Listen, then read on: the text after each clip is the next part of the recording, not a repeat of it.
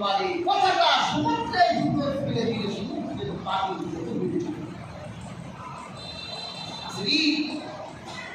একটু নিজে চিন্তা করে দেখেন তো, এইরকম কত সমুদ্র আপনি চিন্তা বানাইছেন, আমি চিন্তা বানাই। সারাদিন মানুষের দোষ চর্চা করি, মানুষের দোষ খুঁজি, সমুদ্রের পানি যেত বানাই দিচ্ছি। আর আমল নামার মৃত ভাইয়ের গোস্ত খাওয়ার গুণা নিযুক্ত হয়েছে। আল্লাহ পাক বলেন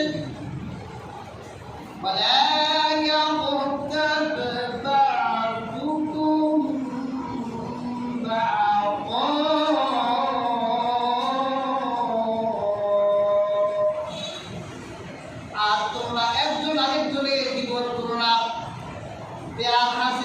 এটাই হলো চূড়ান্ত অন্যায়। প্রথম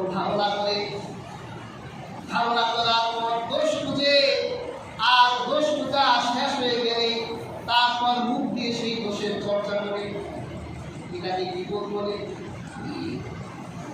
আল্লাহ পাক বলেন আইয়ুরিকু আহাদুকুম আইয়াকুলা লাহমা আখিহি মাইতান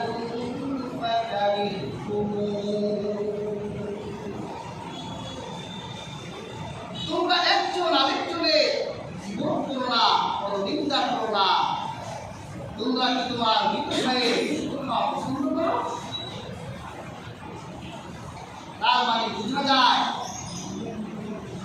জীবন করলে যা বিপদ করা হয় আপনি যেন তার রুষ্ট খেয়ে ফেলবেন।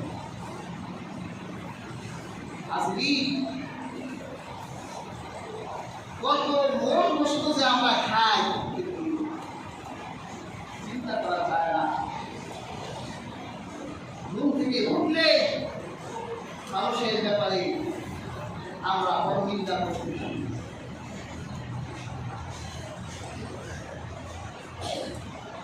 এটা আমরা সবাই, এক প্রতিবেশী আরেক প্রতিবেশী, এক ভাই আরেক ভাই,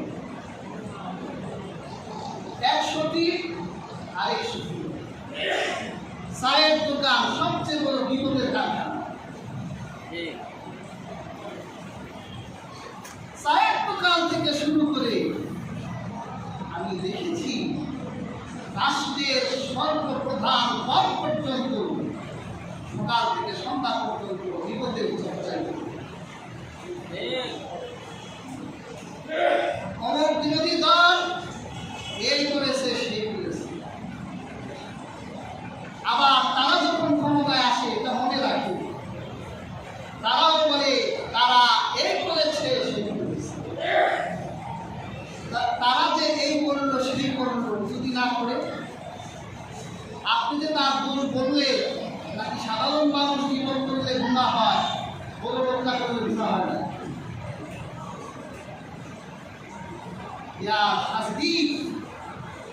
মানব অধিকার লঙ্ঘন করছে।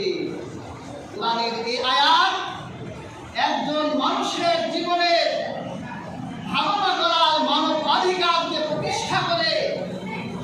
আর যারা কোরআনের এই আয়াতকে পিছনে ফেলে দিয়ে মানুষের ব্যাপারে এইরকম প্রপাগান্ডা চালায়, মনে রাখতে হবে তারাই মানবাধিকার লঙ্ঘন করছে। তাদের কাছে মানুষের কোনো অধিকার নাই নাই।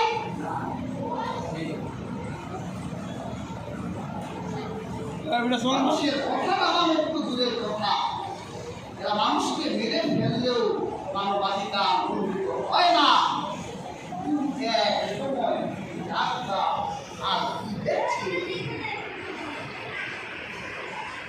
গাজায় পাখির মতো মানুষকে হত্যা করা হচ্ছে, মানবাধিকার লঙ্ঘন হয় না। যারা মানবাধিকারের কথা বলে তারা সব মানুষ হয়ে গেছে। সেই গাজা থেকে পৃথিবীর পূর্ব প্রান্ত বাংলাদেশ পর্যন্ত পাখির মতো মানুষকে হত্যা করা হয়।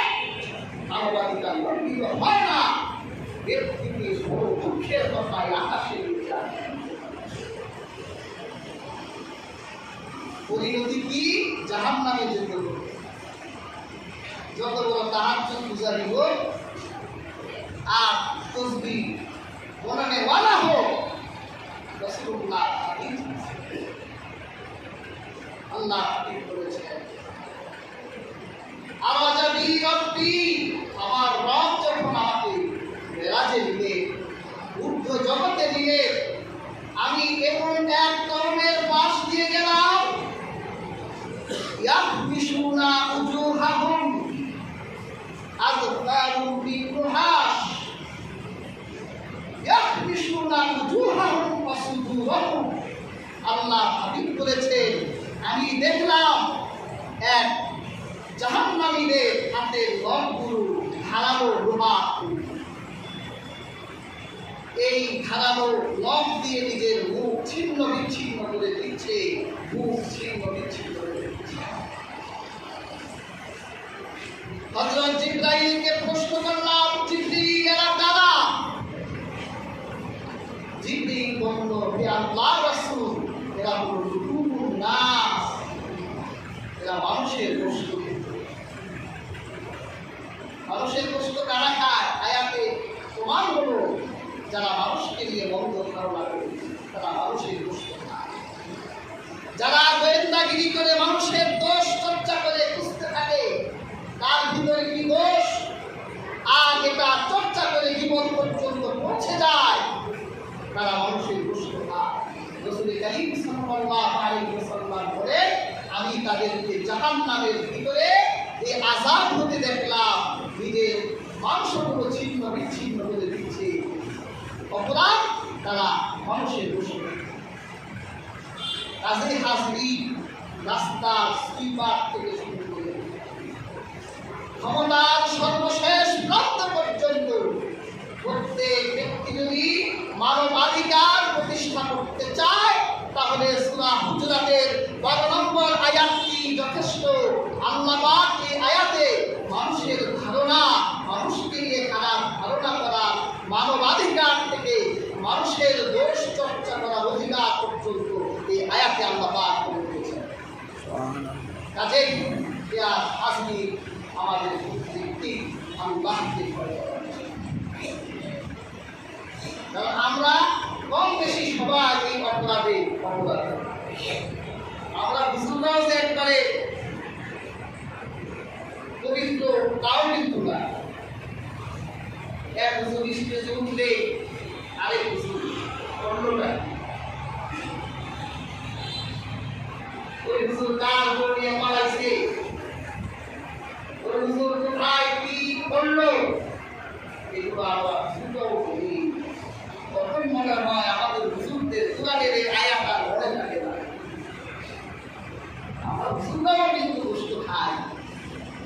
সেজন্য রাসূলুল্লাহ আমাদের ব্যাপারেও বলেছে যে কিয়ামতের দিন জাহান্নামে এরা নিজেদের নারী ভুঁড়িকে কেন্দ্র করে